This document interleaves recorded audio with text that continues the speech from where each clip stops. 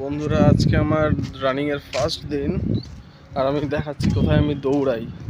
এখান থেকে আমার চ্যালেঞ্জের স্টার্ট হবে 21 ডেজ হার্ড চ্যালেঞ্জ।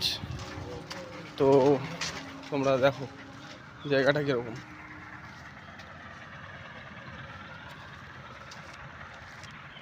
হালি শহরে এটা মানে কি বলবো, একটা গ্রামের মতো। পুরো হালি শহরের একদিকে টাউন, একদিকে এখানে এসে পুরো আজকে থেকেই স্টার্ট। আর এখন কন্টিনিউ চলবে।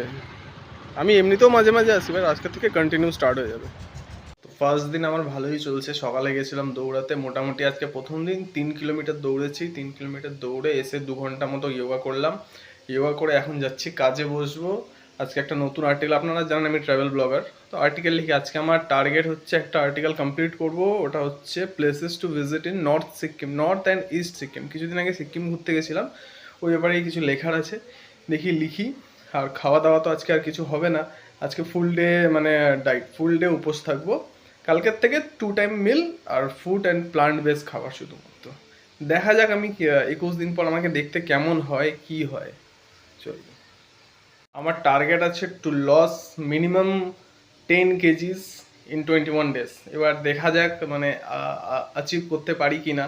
আর আমি পুরো ডায়েট প্ল্যানটা আপনাদের সাথে শেয়ার করব, যাতে আপনারাও উপকৃত হন।